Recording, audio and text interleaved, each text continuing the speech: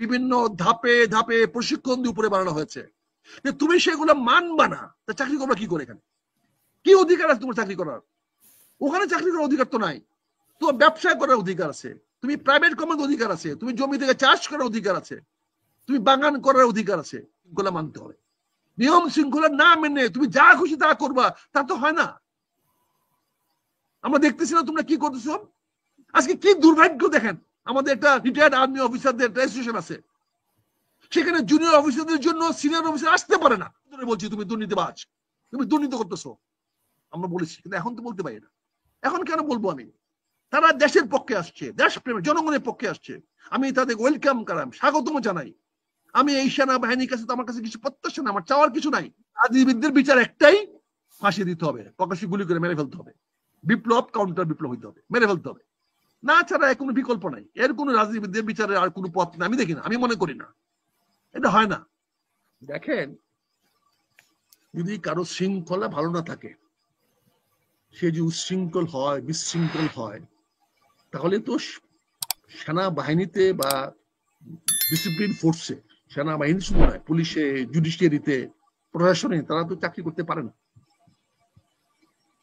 সামরিক বাহিনী বলেন, পুলিশ বাহিনী বলেন, আনসার বিডিবি বলেন, প্রশাসন বলেন, এগুলার পূর্ব শর্ত হলো, বিচার বিভাগ বলেন যে আপনাকে নিয়ম কানুন মানতে হবে, শৃঙ্খলা মানতে হবে, উপরস্থ অর্ডার মানতে হবে। এটা মাস্ট। এটা যদি না মানতে পারেন, তাহলে আপনাকে চাকরি করতে পারবেন না। এটাকে মানতে হবে, এটা মেনেই সরকারি চাকরি করতে হবে। এটা তো বেসরকারি কোম্পানি না যে আপনি স্কিল বিক্রি করছেন, স্কিল না তো। এখানে স্কিল সরকারি তৈরি করে। একটা রস ছেলেকে সৈনিক বানানো হয়, একটা ইন্টারমিডিয়েট ছেলেকে 2 বছর রাষ্ট্রের টাকা খরচ করে অফিসে বানানো হয়।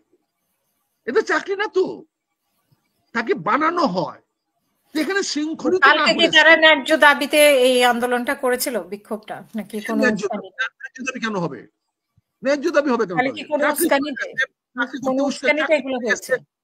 উস্কানি তো হয়েছে, উস্কানি তো আমরা দেখেছি, অতীত দেখেছি। কেন তোমার চাকরিটা গেল কেন? তোমার চাকরি যে খেয়েছে তাতে কি তার লাভ হয়েছে? প্রমোশন হয়েছে, তার 2 টাকা লাভ হয়েছে? তুমি যে শৃঙ্খলার মধ্যে ছিল না, শৃঙ্খলা মানতে না, তারই প্রমাণটা তুমি দিলা। তোমার কারণে আজকে সেনাবাহিনীকে কলঙ্কিত হতে হচ্ছে। তোমার জন্য আজকে আইএসপির কে সারা ক্যান্টনমেন্টের আশেপাশে তোমাদেরকে মিছিল মিটিং শুদ্ধ করতে হয়েছে। তোমরা গিয়ে ওখানে শুয়ে পড়ছো কেন? চাকরিটা কি সেনা চাকরি করা কি তোমার অধিকার? তোমাকে 6 মাস ট্রেনিং দিয়ে তোমাকে সিপাহী বানানো হয়েছে। তুমি তো সিপাহী ছিল না, তুমি ছিল একটা র মাটি। তোমাকে 6 মাস রিক্রুট ট্রেনিং দিয়ে তোমাকে সিপাহী বানানো হয়েছে। তোমাকে বিভিন্ন সময় প্রশিক্ষণ দিয়ে তোমাকে বড় বড় পদ দেওয়া হয়েছে।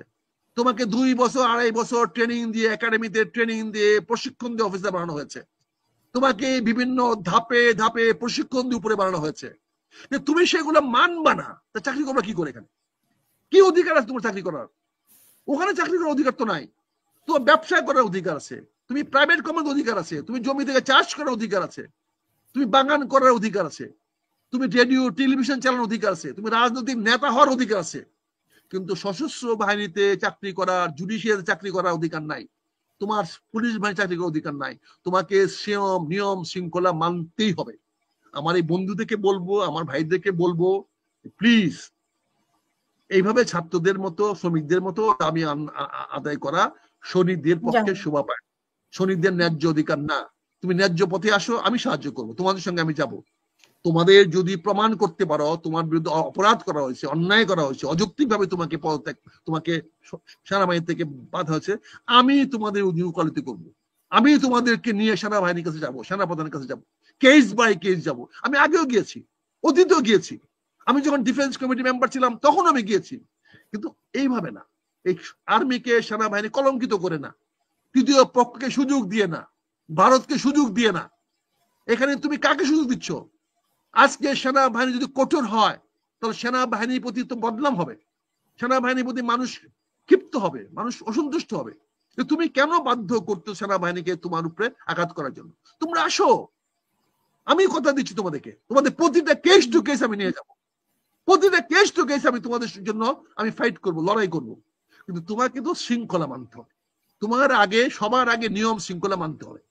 নিয়ম শৃঙ্খলা না মেনে তুমি যা খুশি তা করবা, তা তো হয় না। আমরা দেখতেছি না তোমরা কি করতেছো।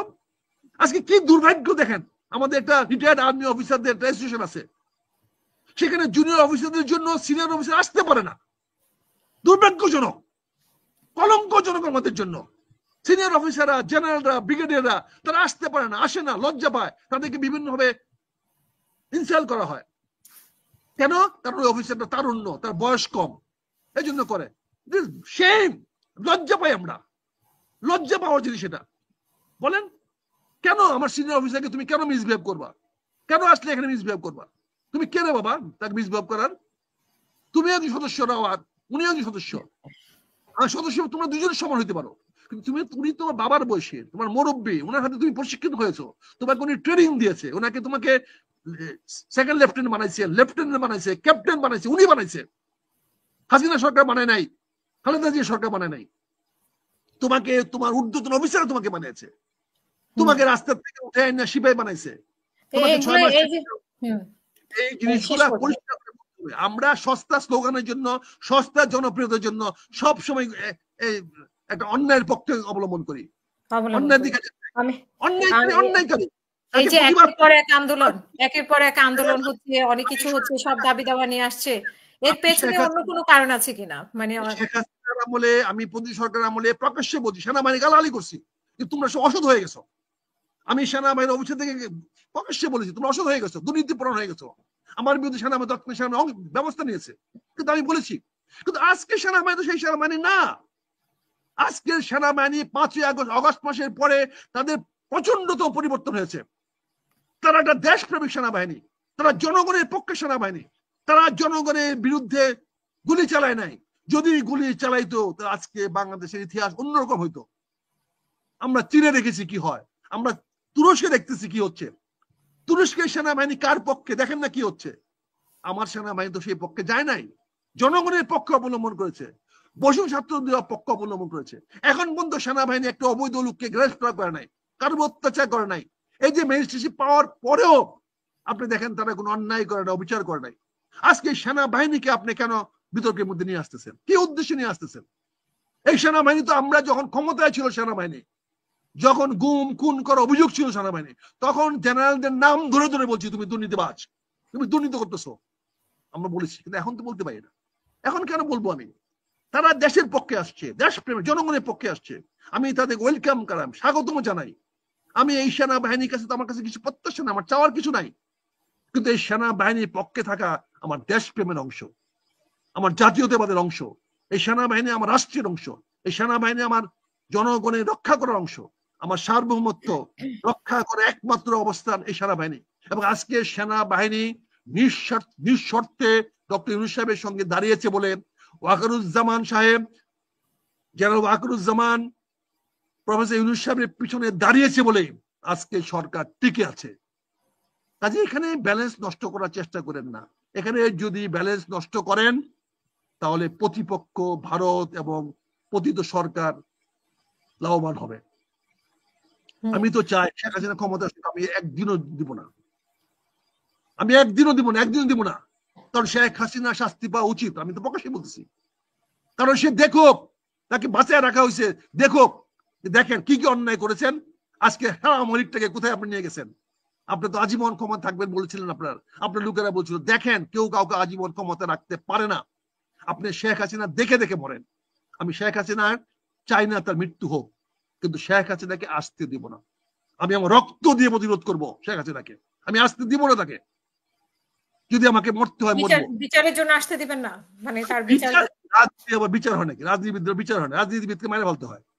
রাজনীতিবিদ বিচার হয় নাকি? আবার রাজনীতি বিচার হতে একটা ধান্দাবাজি, ভৌতাবাজি। রাজনীতিবিদ বিচার হবে কেন? রাজনীতিবিদ শিরোচ্ছেদ হবে। ট্রাইব্যুনাল কিসের জন্য হয়েছে? খেলা করার জন্য, কিছু লোকের টাকা পয়সা কামাই করার জন্য। রাজনীতিবিদদের জন্য বিচার হবে পল্টন ময়দানে, বিচার হবে সোহরাওয়ার্দী উদ্যানে, বিচার হবে শহীদ মিনারের সামনে। ঘোষণা দিবে এই 132 জনের ফাঁসি অর্ডার দেওয়া হলো, তারপরে যে যেখানে পারবেন ধরে ধরে মারা ফেলবেন। এটা হলো বিপ্লবী আদালত। এটি রাজনীতিবিদদের বিরুদ্ধে হয়। কিসের জেল খাটলে নেতা হন যায়? আজকে যারা জেলে গেছে বিচার হবে না, মানে আওয়ামী লীগের এগুলো সব সাজানো। আরে বাবা, এই আদালতে কেমনে বিচার হবে? কেমনে বিচারটা হবে বলে আদালতে? কিভাবে বিচারটা হবে? এখানে বিচার করতে হবে বিপ্লব আদালতে, বিপ্লব আদালতে বিচার করে মৃত্যুদণ্ড দিতে হবে, তারপরে মৃত্যুদণ্ড নিয়ে আপনি বসে থাকেন। আর যারা জেলে ঢুকাতেছেন তারা সব আগামীতে আল্লাহ না করুক সরকার পরিবর্তন হলে তারা হিরো হয়ে বেরোবে, তারা নায়ক হবে, তাদেরকে আপনার হিরো বানাচ্ছেন। রাজনীতিবিদরা যত বেশি জেলে যায় তত বেশি হিরো হয়। বঙ্গবন্ধু জেলে থেকে জেল খাইতে খাইতে বঙ্গবন্ধু জাতির পিতা হয়েছে, আপনি বাদ দিলে তো হবে না, এটা তার অ্যাচিভমেন্ট ছিল। শেখ হাসিনা জেলে যেতে পারে নাই বলেই হয়, আমার দেশমাতা জেল খেটেছে বলে আজকে জাতির মাতা, দেশমাতা। বুঝতে পারছেন? রাজনীতিবিদরা জেল খাটবে, রাজনীতিবিদদের বিচার একটাই, ফাঁসি দিতে হবে, প্রকাশ্যে গুলি করে মেরে ফেলতে হবে, বিপ্লব কাউন্টার বিপ্লব হইতে হবে, মেরে ফেলতে হবে, না ছাড়া কোনো বিকল্প নাই। এর কোনো রাজনীতিবিদদের বিচারে আর কোনো পথ না, আমি দেখি না, আমি মনে করি না, এটা হয় না।